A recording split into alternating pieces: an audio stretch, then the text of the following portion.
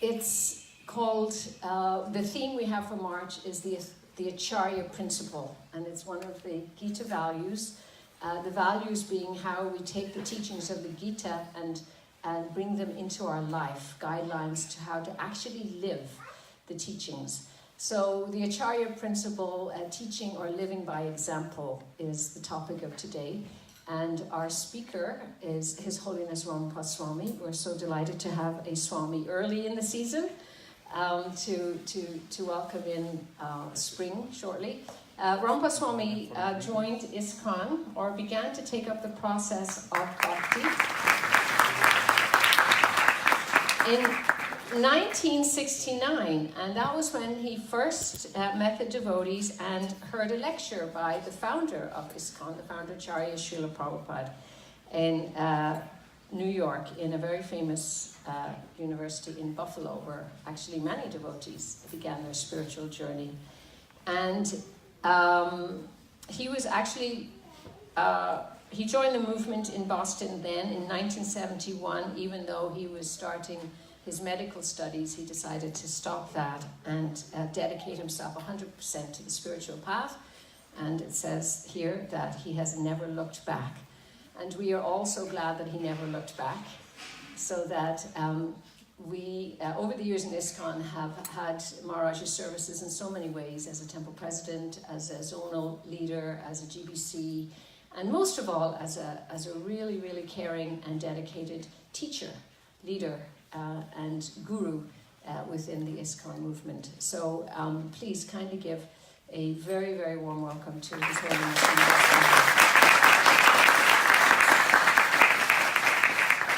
We are just going to ask you all to move in a little bit to make room for those who are battling the weather, the snow and the rain to get here, so that they will feel they have a space to sit and join us. Thank you.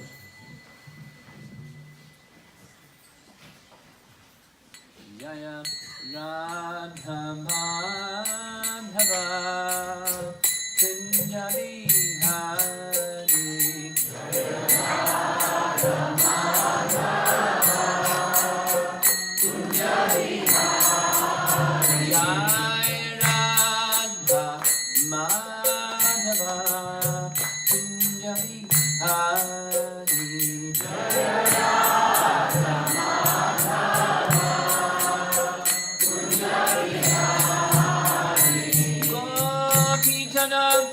Balabha Girivara Dhari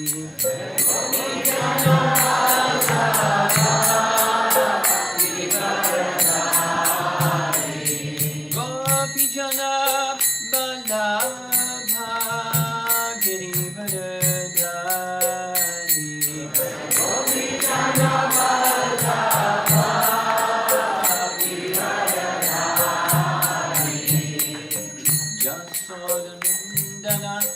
Brajajanarandana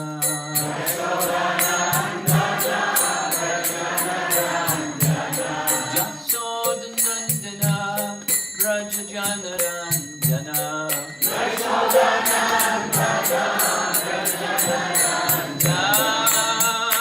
Yamunatira Jaya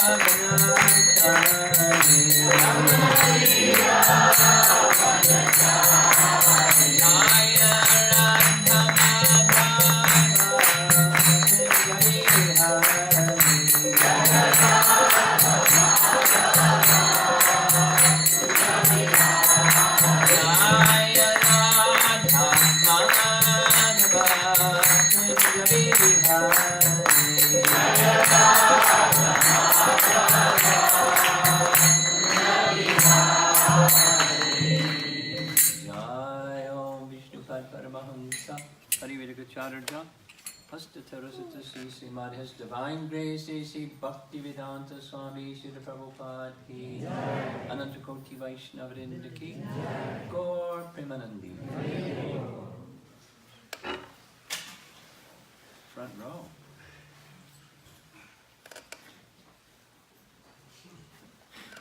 Would you like to know a secret? Yes. It's a secret. But I'll tell you anyway. One of the things that I've learned to do, I meant to put at the beginning the words of Jai Radhamadava, because sometimes there's new people in the audience and they don't know the words. But I forgot. That wasn't the secret. The secret is, when you forget, look around the room and see who doesn't know the words. And that way you know who's new.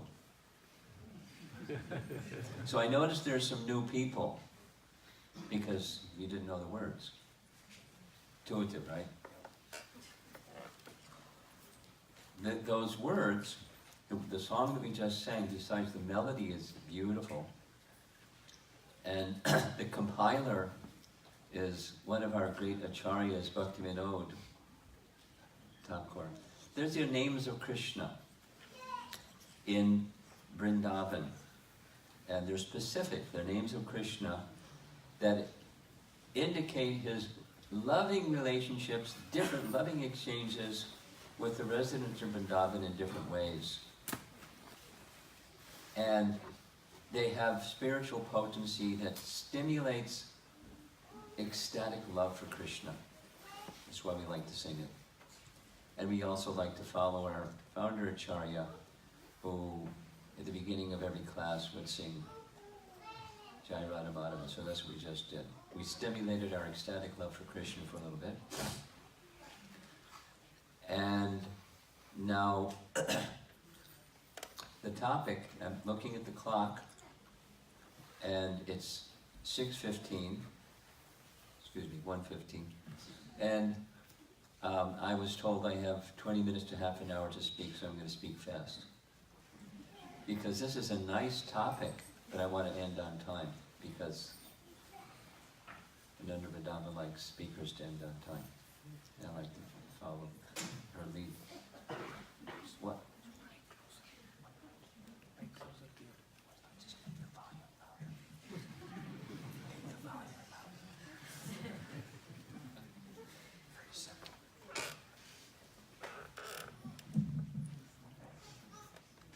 How's that?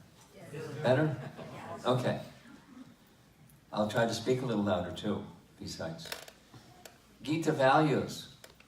Where does this come from? Here's the inside story.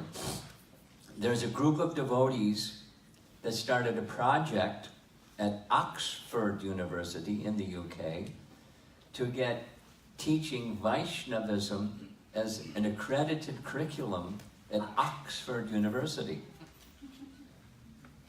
Prestigious. And one of the leading persons involved some other devotees in ISKCON to come up with Gita values that are in, refined language, very simple language, to teach exactly what Ananda Vrindavan said, how to live our lives in such a way where in keeping with the mood and the spirit and the message of Bhagavad Gita. So, Gita values. Now, where does this have a role in the cultivation of our Krishna conscious lives? Some of you probably work in corporate America. And so in corporate America or in organization or individual development, all three, this metaphor of, sometimes it's called cultural engineering, sometimes it's called paradigm shift. When a CEO takes over a corporation, they want to do some cultural engineering. So this is where that image comes from, the iceberg image, the iceberg of culture. And there's three main parts. There's the tip of the iceberg, and then there's everything else. So the tip of the iceberg is what the corporate people call artifacts. Or it's behaviors, visible, your senses can perceive them. The way of speaking and, you know, the corporate culture in the external sense, or the individual culture. Because Prabhupada wanted, the Bhagavatam wants, a revolution in the impious lives of people in general. So it's not just behavior modification. We're not the International Society for Behavior Modification Incorporated. There's behaviors that we may adjust, what we eat and so forth. But that's not the essence. The essence is the tip of the iceberg is resting on what's below. That's stated values, official beliefs, mission statements, what we say is important. So Gita values is what's important. And then what's important rests on something that's even below what's important. What's more important than what's important? Assumptions, deeply held beliefs, implicit convictions, unchallenged certainties. So I haven't studied this deeply, but I've had discussions with a few that have. And what happens is values, when they're cultivated and genuinely you bring them within, Shrinvanti, Gayanti, Grinanti.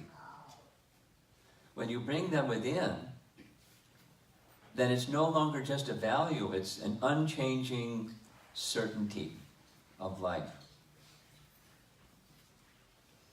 Here's a little example. There's many examples. Here's a little example. I like serving. Lots of people like serving. And it's a way of life. It's something I value. An opportunity for service. Hey, here we go. And then when it's service to Krishna and it goes deeper and deeper and deeper, it means in all the different variegated situations that you run into in the course of life, which is colorful sometimes, stressful sometimes, joyful sometimes, but certainly variegated, there's one thing that's unchanging, and that's I am Krishna's eternal servant. Not just a value, it's something that's unchanging, deeply held, certainty, upon which there's values and upon which there's behaviors. So we're going to the value section with the hope, the expectation, the great expectation of it becoming something that's unchanging within our lives. Transforming from what we were to what we want to be. And one of those principles, or Gita values, is the Acharya principle, or the Acharya value. Acharya is a nice word, Sanskrit word, that indicates, just as Ananda Vrindavan said, teaching by example. And we refer to Srila Prabhupada as our founder Acharya, because he taught us by his words, but also by his example. In Bhagavad Gita, the word Acharya is right there. In chapter 3, Yad yad acharati shreshtas tat tat evetaro jana. Sa yat pramanam kurute lokastad anuvartate. Meaning, whatever action a great man performs, common men follow. So here's the Acharya principle. Whatever standards he sets by exemplary acts, so the exemplary acts, that's the tip of the iceberg, the behavior thing, but beneath the behavior thing is the value. Behaviors rest on what you hold as meaningful and valuable and important. So the Acharya message is this one. Exemplary acts, but that's teaching. So teaching is what an Acharya does. They do exemplary act, but they're teaching. And we'll see something about, and say something about Prabhupada as the Acharya. It's really nice being American. In one sense, you know, when I first became introduced to Bhagavad Gita, I knew that I didn't know what it meant. There's some other people that think they know what it means. If you know what I mean. Oh, I know all about Krishna. But if you don't know anything about Krishna, it's nice because you're blank slate. Hey, what's it all about? So I learned some terminology just by hearing, and one of the terminologies is this achar and prachar. Achar means conduct, what you do, the observable stuff, the tip of the iceberg stuff. And prachar is what you say. So in modern America, it's called walk your talk. You talk, live it, man. Walk your talk. Or walk the talk. Both, it's said in similar fashion. So that's the topic. And now I want to spend some time in our modern Western culture, and then we'll go to the Eastern culture. Some examples. Now, a very nice example that I like very much is the Amish. Are there many Amish people, not in Washington, D.C., but in Virginia? Yes or no? Yes. Some? Mennonites. Mennonites. Ranch up like Amish, yeah. Okay. I was just on Thursday, I was in Gita Nagari, and a lot of Amish people. Well, it was in between Gita Nagari and State College. So what they're known for, mainly, these general people, as far as I know, is they don't use electricity, they don't use mechanization, and they're an agrarian-based economy. And but they also, make furniture and do stuff with hand, but without machines, no electricity. It's all by hand. And you may also not know this, but they're growing, and they don't grow by converting people. Although people do become Mormons, I know some people who became Mormons, but they grow because they have big families, and the children want to stay with what they're doing. They really like it because the values are values they really like. They have their hierarchy, their village elders, so to speak, and if somebody starts to stray, they tap them on the shoulder and, stay within the values of the Amish. And here's why. So, it's growing. And one of their teachings is this one, exemplifying one's principles.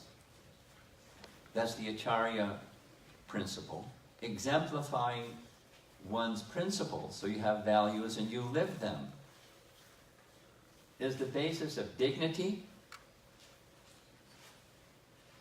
respect, and trust.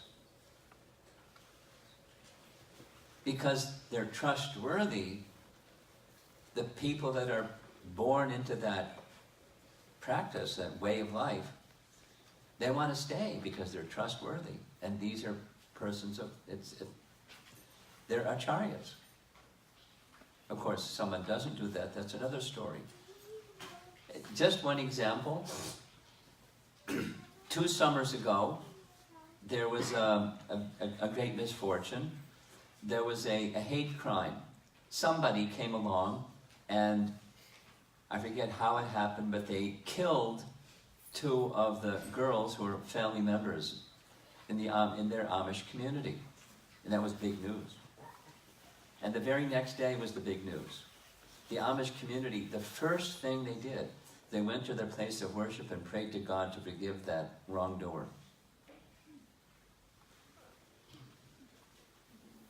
Because that's a principle, is to pray to God for forgiveness of others. And hate crime, murder, on the side of the road or something like that. I was wowed, personally. And that's walk your talk.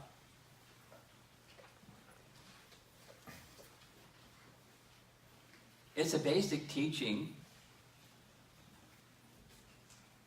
It's right in the Lord's Prayer. Forgive others as you would wish them to forgive you.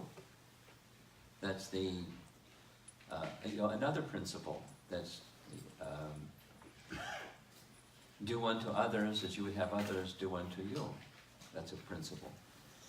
To live it is dignity. To live it is the Acharya principle. So the whole community got together. That's what they did. I don't know what happened to the wrongdoers, the murderers. But at least from the Amish community, they were forgiven. And they're praying to God for that person. There's other examples, but I like that one. Mother Teresa, well-known personality, simple woman in one sense, but she's known for her selfless service in her orphanages and other places. So that was the behavior, but what's the value behind the behavior?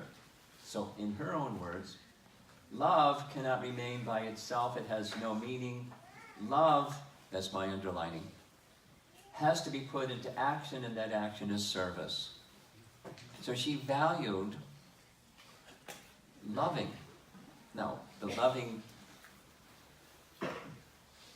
had its object, let's say, deeper than the bodily welfare, the emotional welfare is the soul. But you serve the soul also by serving the needs that the soul is packaged in.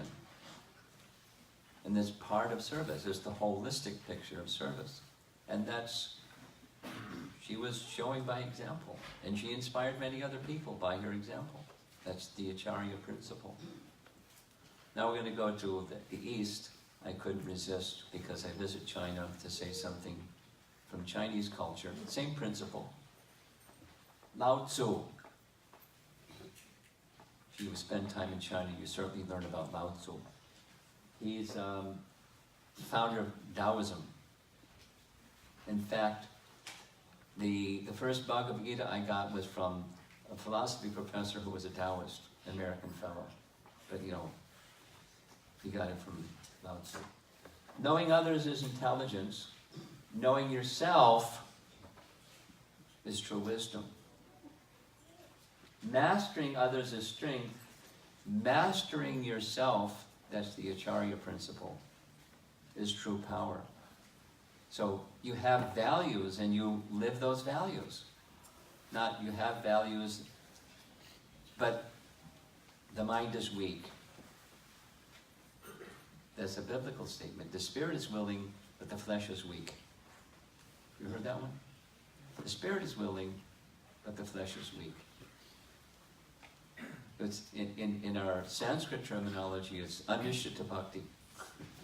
We know what we should do. We study it very carefully. You make a determination, I'm going to do. We don't do. Or the other way. Something is, it's a bad habit, it's a weakness.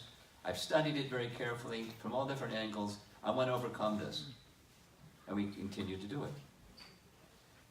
It's a sign of unsteady. And the Acharya principle is you master yourself. But that takes true power, and true power isn't, big biceps. True power is spiritual strength. There's a nice statement Prabhupada makes in Krishna book, Prayers by the Demigods, chapter 2, is for success in spiritual life, one requires strength. Not physical strength, spiritual strength. And spiritual strength comes from Balaram. So we take shelter of Hari Rama, Hari Rama, Rama, Rama, Hari Hari. In that sense, Rama can indicate Balaram. We need spiritual strength to be effective at being Acharya, true mastery of yourself. The BBT made a whole publication as a cover image of, it's a photo journal of Srila Prabhupada's life with captions that teach us something about the Acharya principle shown in visual images. And our founder Acharya, Srila Prabhupada, spoke this way. One of his values, the driving force of his behaviors and actions in this world, our aim is to make all people happy. Sarva Sukhino Bhavantu. This is the Vedic mission. Everyone should be happy. Not so long ago, a couple months ago, somebody gave me a gift, a birthday gift.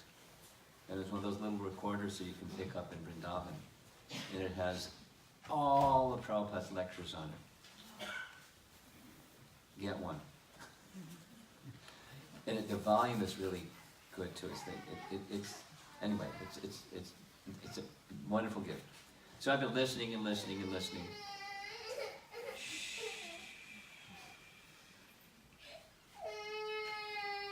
The second cry is usually louder than the first one. The third one is louder than the second one. And by the third one, he's out in the hall.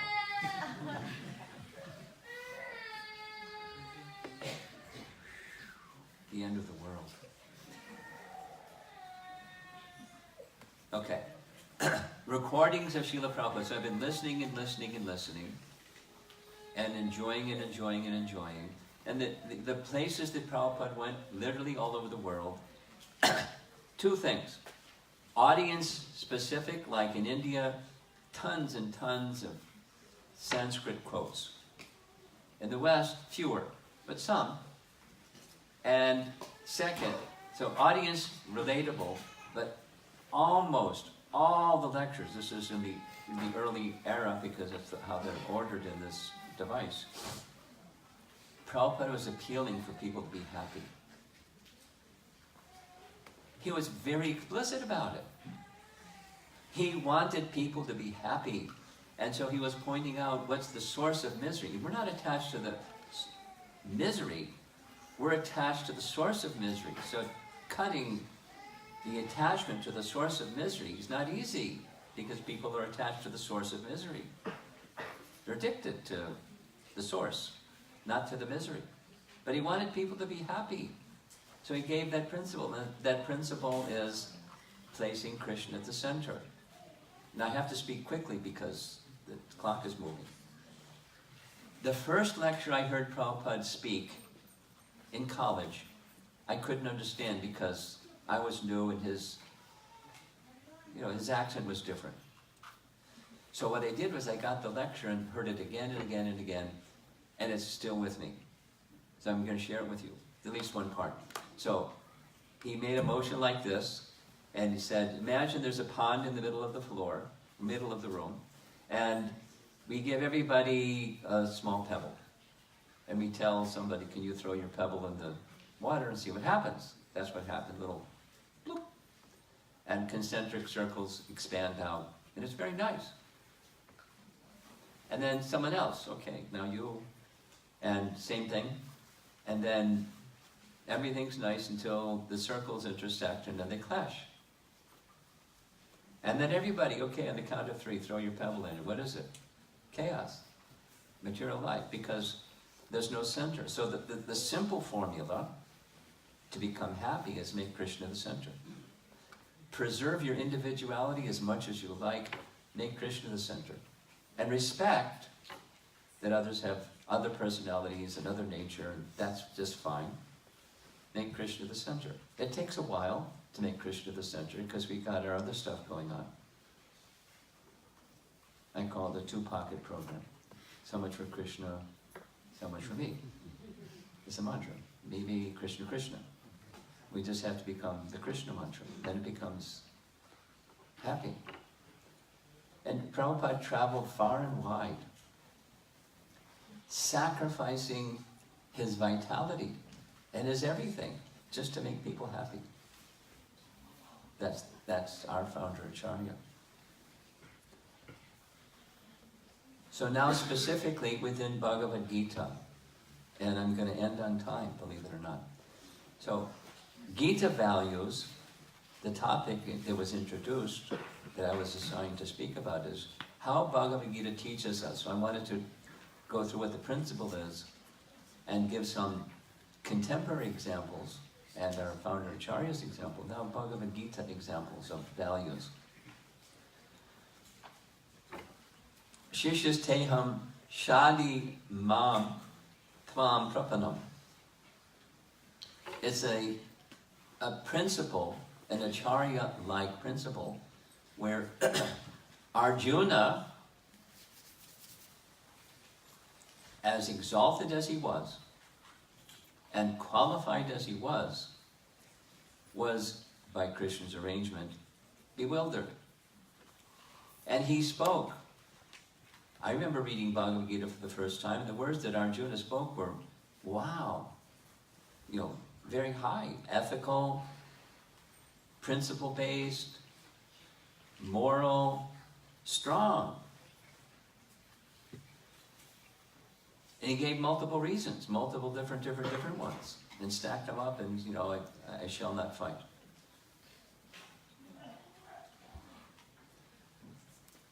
And then he came to the position of recognizing, I really don't know. I really don't know. It's good to know that you don't know. It's good to know that you don't know. It's good to want to know, and it's good to know that you don't know. So Arjuna knew that he didn't know. What's my duty? And so he submitted. Shishyas te hum aham. I become your shishya. I become your disciple. Please instruct me. Prapanam, I surrender unto you. That's Arjuna teaching by example what we should do when we know that we don't know and we want to know.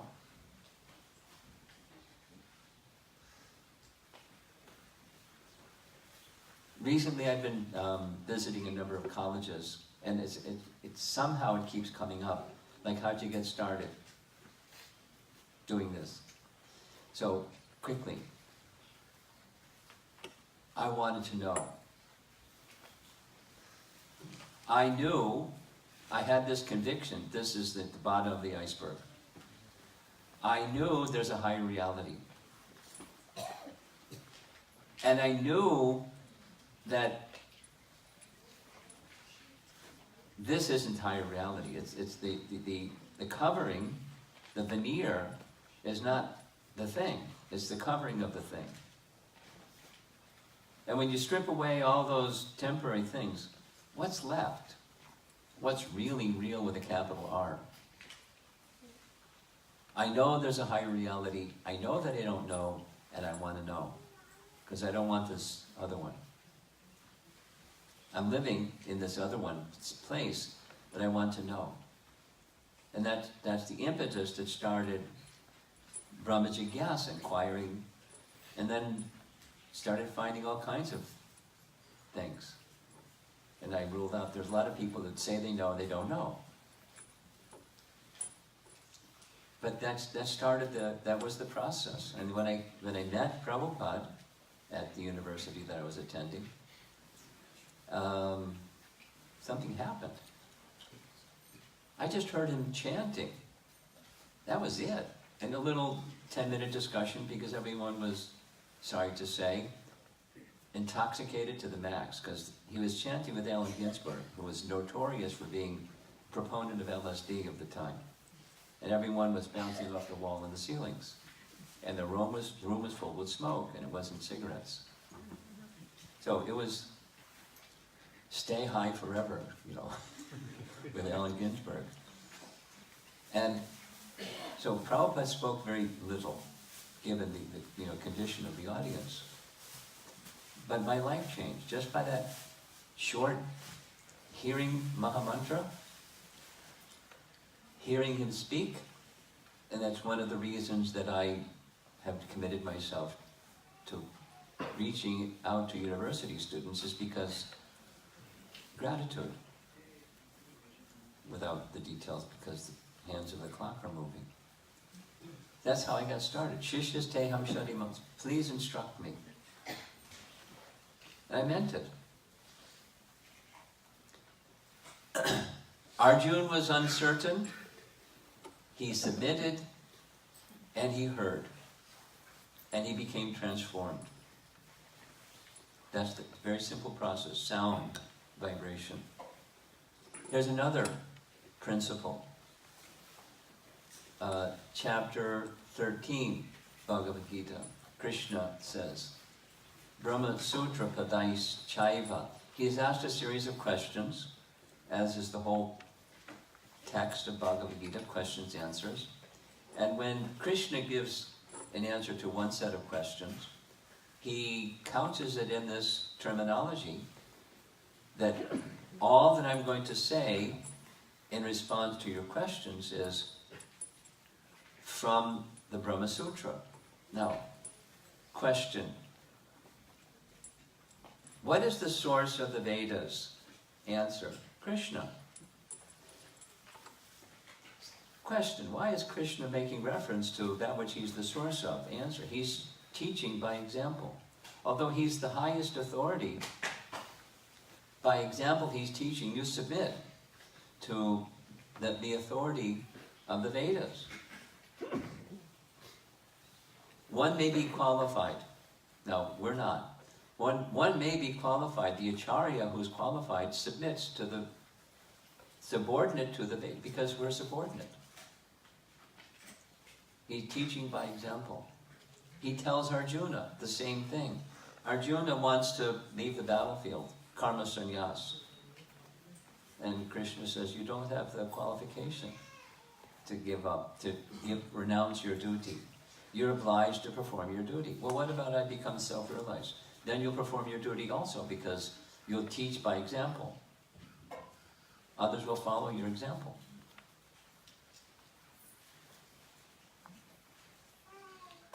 And the authority for what the example looks like is the Vedas. Those that are submissive, wanting to know, have to have some authority to know from, and that authority to know from is the infallible source.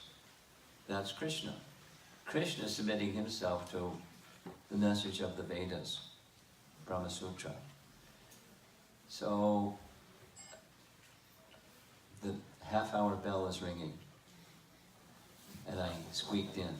Now, something that I wanted to do, because coming up as Gaur Purnima, speak some of the same Acharya principle teachings in the pastimes of Chaitanya Mahaprabhu. So I'm going to speak about that when I go to Baltimore this afternoon. Yay! Part 2.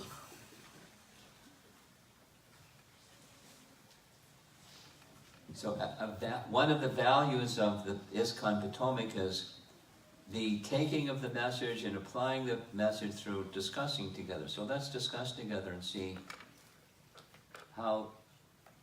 what questions you may have about the Gita values on the Acharya principle, or the Acharya principle.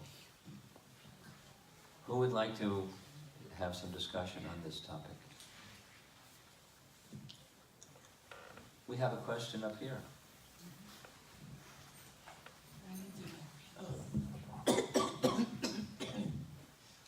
Haribol.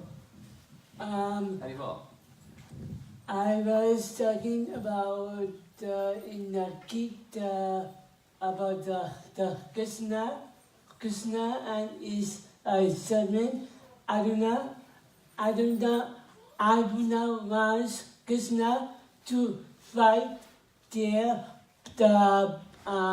Panda Devas. Yes, the Panda Devas is a bad diminish. The Tarunan is a bad guy because he the Gurudev wants Krishna to fight Krishna wants to fight if the Pandavas because Arjuna. Keep it simple. Yeah. Don't go too long. Oh, You're asking a question, you're commenting. there's a question? It's a question. Yeah. Did you understand the question? Did anybody here understand the question? I didn't. I'm in the majority. In simple terms, what is the question? Please. Not all the background, just what's the question? Just say that. You speak to him. Oh. You two speak, and then he'll relay what the question is. Okay? You take the microphone and see. Somebody else would like to have some discussion on this Acharya value from Bhagavad Gita.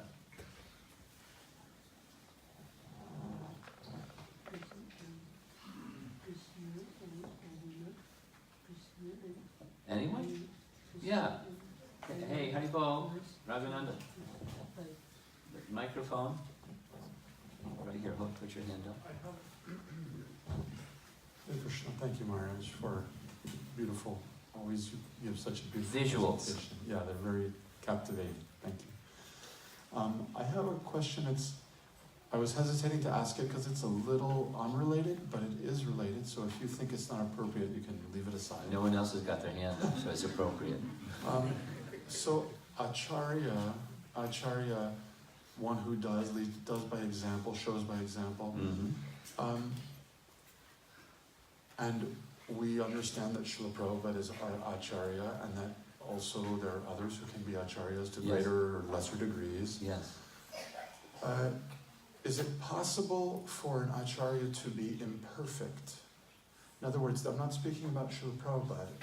That's not my question. My question is, can one still be an Acharya and not be perfect and make mistakes? Yes. And here's it's appropriate. So the principle to say yes is someone is on the path and they're on the path to perfection, but they're not at the stage of perfection. Using Prabhupada's language, the strict follower.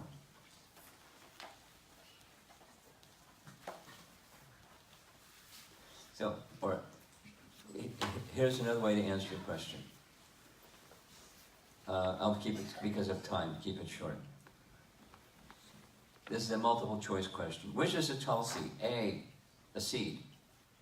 B, a seed that's just beginning to sprout. D, the sprout that has many leaves.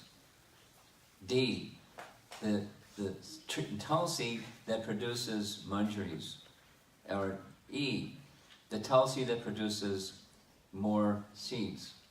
Or the next one is all of the above. They're all tulsi. Less mature, fully mature. Another example. Uttam bhakti. Because that's bhakti. Bhakti is uttama. Bhakti or uttama. But bhakti can include sadhana. And bhava and prema. That's the topic of nectar devotion. Uttam bhakti. So one may be in the sadhana stage, beginning, intermediate, advanced sadhana stage, not yet at the bhava and prema stage, not yet at that stage of perfection, but on the path to perfection, properly following the strict follower.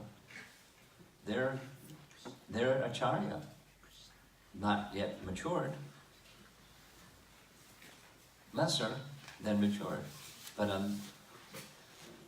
can they deviate? Then, yes. But if they continue, that's the Acharya principle. Teaching by example. Okay? Okay. Thank you, Maharaj. Thank you for your nice kirtan. Thank you. Good to see you again. Yeah. Yeah, just curious, what is the line between following the example of the Acharya and imitating? Well, that's a good question. I knew you'd come up with a good question.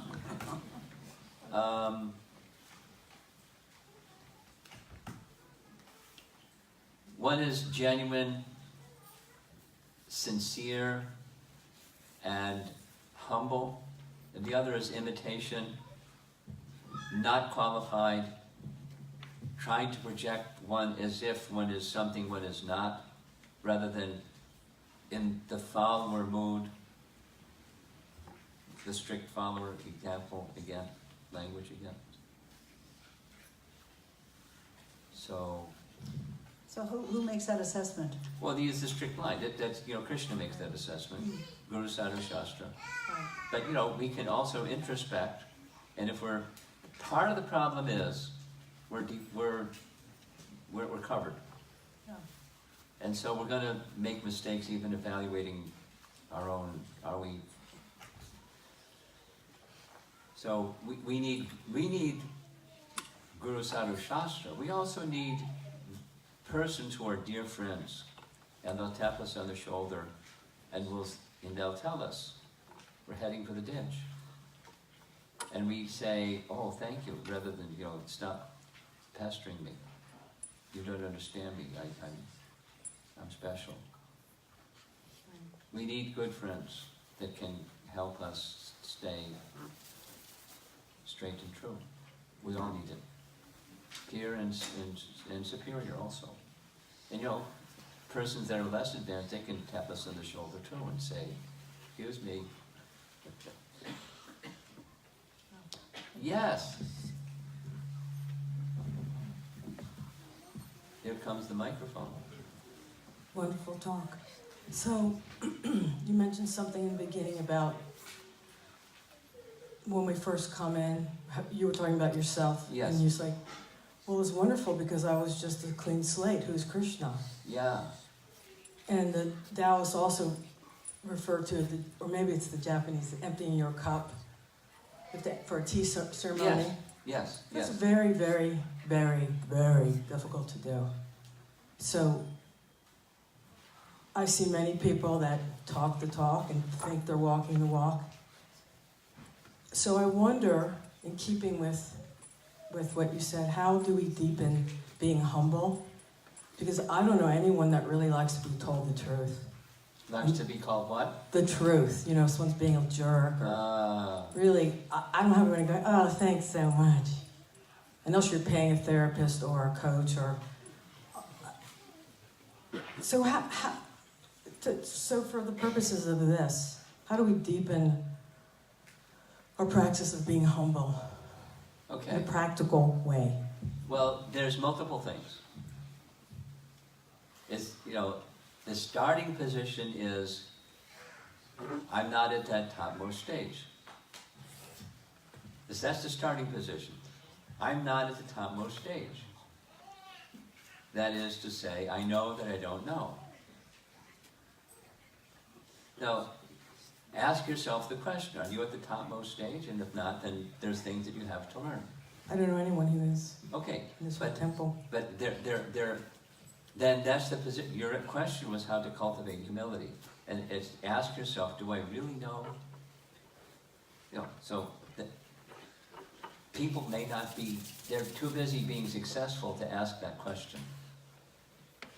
But if they pause, hit the pause button and ask that question. You said something very profound. They're too successful to ask that question because they identify with what they do, how much money they have, how pretty. Because that's what their life is being That's successful. Right. And I don't want to say I'm not successful. I'm on the path of being successful. I'm doing things I'm too busy. I don't have time to ask the question, do I really know? So that's it takes some self-honesty, but it doesn't take a whole bunch. Is it honesty or courage to see everyone has an idea of who they are, and when you prick that little pin in there, people can go crazy. Very simple. Well, Get so angry or- then here's another principle. Have good association. It's hard to find good association, but have good association, they can help you become humble. Because they know you, they're not like, I know you, you're not there. But they know you, they accept you, and they're helping you to grow. It's encouragement, Yeah, kindness. that's a love. friend. We need such friends. That's another way to help to become humble. And then there's another one, the School of Hard Knocks.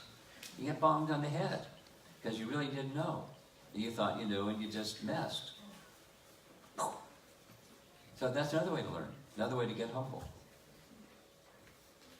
We've got somebody waving their hand, and it is Thank you. up front. And where is she? Nanda Randala here yet? Quick, ask a question. Take advantage.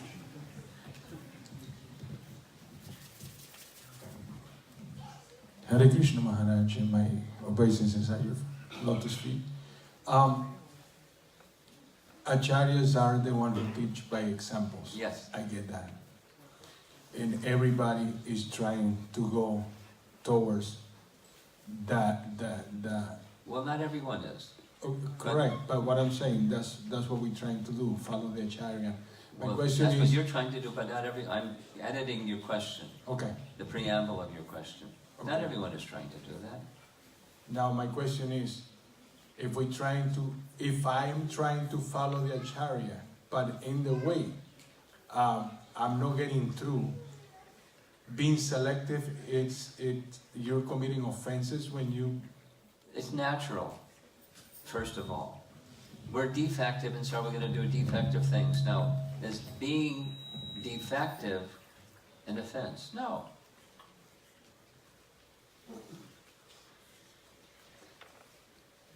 Knowing that you don't know, that helps you go further, this other topic. But I'm self-deluded. I think I know. Deeper inside, I know that I don't know, but I don't want to look at that. I want to look like I know. And so I'm in denial of self-honesty. I'm self-deceptive. And I'm stuck in being self-deceptive. Therefore, I need sadhus, I need the association of persons who are going to, through their association, sound vibration primarily, but their quality, then I can, recognize I'm not there and I need to know, and this is a good companion. They may also not be there, but they can be a good companion. It can help me grow. I value that. Where's our Nanda Randala? She's letting me go. I'm really surprised. She ran out. Wow. Take advantage. Okay, so you're okay with the answer? But no, you're not committing offenses when you become selective. No, it's natural. Okay. It's natural. Now, recognize that you're being selective. So say it differently. Here's some things that really, I'm a new devotee, or I've been practicing for some time devotee, or whatever. There's some things that really resonate with me, give me strength, give me clarity. I want to do a lot of that. Then I know that there's some other area that's not so strong. Let me take some strength from over here and do that. Borrow from strength to areas of weakness. It's being selective, but I want strength. I want spiritual strength to overcome my shortcomings. So I'm selectively doing more of this and less of that, but I know that I need to do that too. Eat my spinach along with the rest of the sweets. And the chapatis and dal, eat spinach too, because it's good having well-rounded. Are you ready? Not yet, Mas. Not yet. Anybody else? Till you got set up here. Anyone over on this side? Okay. Yeah.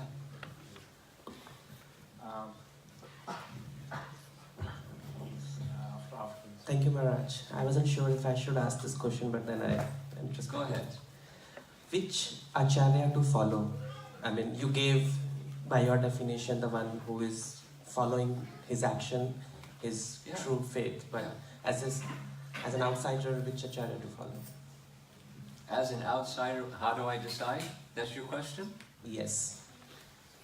Well, you know, as an outsider, you probably do what most outsiders do. You assemble a little of this, a little of that, a little of the other, and I was doing that as a college kid. I was like a kid in a candy store. I started getting sick. I was trying this and trying that and trying the other.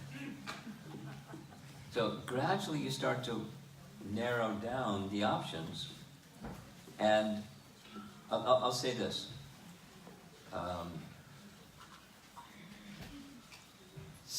I was on a plane from Chicago, sometimes I ride planes, from Chicago to New York. And half the plane was Jehovah's Witnesses because they're making a pilgrimage to Mecca. You know, the Jehovah's Witnesses headquarters. You have the big, you know, all those buildings. And, you know, I saw them talking. And then they were pointing at me. And then the head guy wanted to come sit next to me, and I knew what was coming. He was going to save me. So he said, "Do you mind?" And sure. And, you know, were you born in this religion? No. What made you move from what you were doing to this? So I told him 3 things, which is responsive to your question. I said, there are many spiritual teachings, including the tradition from which I grew up in, that I began reading, and I found the Bhagavad Gita answered more of my questions than anything else. He went, Then I said that there were many prayers and many processes of purification, many mantras, but I found this one was especially powerful in spiritualizing my consciousness, so I gravitated over there. And he said, And then I said, and equally so, I found a perfect person. And I've given my life to him. Well, it's been nice talking with you.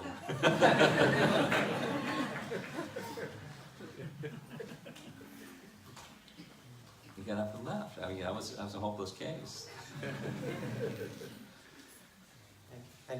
So it doesn't mean there can't be other perfect persons or other acharyas. But what Prabhupada had done, Prabhupada touched my life. He did what he said is his mission, our mission. He wanted to, he risked his life to come find me in this middle of nowhere place. And and a whole bunch of other people he didn't know at all, and just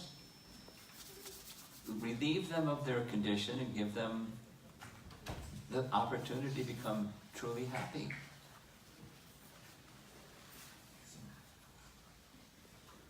I wanted to give my life to him.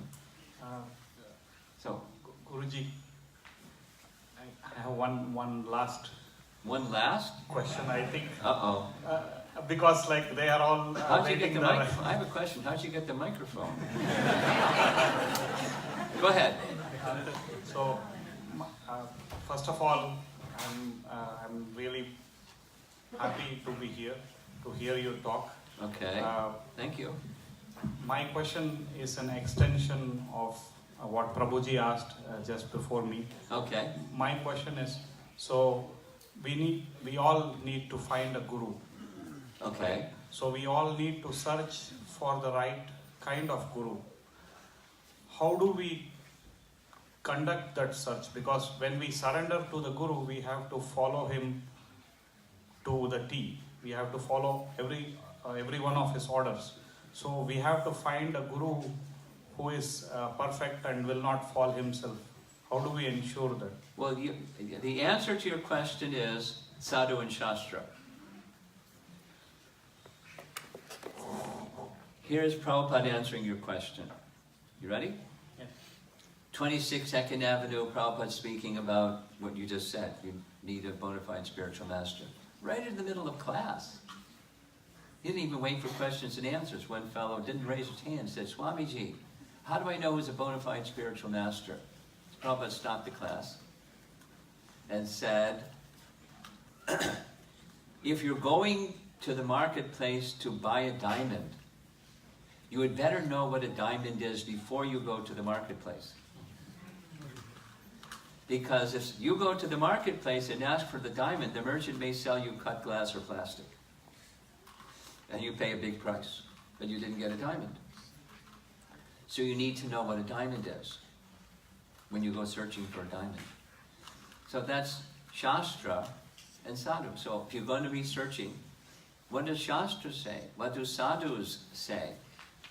For example, in Bhagavad Gita, Krishna says, the principle of spiritual master must be in disciplic succession. That's a starting point. So supposing someone doesn't have that, you just, that goes over to the side over there. And so what's disciplic succession? I need to know, according to scripture, not someone's blah blah, or their autobiography, or their well-wishers. I need to know what disciplic succession is according to Shastra. And Padma Purana gives it. But you do your searching through the lens of scripture. Shastra Chakshus. I'll tell a little story because I'm going to end. Tamal Krishna Maharaj, have you heard his name before? Yes. Yes. So I heard this from Kastuba. You know Kastuba? One of your friends? Yes. Yes. So Tamal Krishna Maharaj was shopping for a watch, and he took Kastuba with him. And he said, I want a watch that has a crystal across the top. And the shop owner said, this one has crystal. It's not plastic. He watched. Tamal Krishna Maharaj looked at the man in the eye, because he's a street smart New Yorker. He looked at the man in the eye and put the watch crystal on the surface of the glass and said, if I move this across the surface of the glass, if it's crystal, it will cut the glass. Should I do it? And the man said, no, you'll break the crystal. He caught the man with his hand in the cookie jar. It wasn't crystal, because he knew the subject before he went there. So you need to have some preliminary knowledge of what guru is, not a charismatic person or not a this or that person, but according to according to Shastra and Sadhu. That's how we evaluate. So we're ready to go. Go ahead.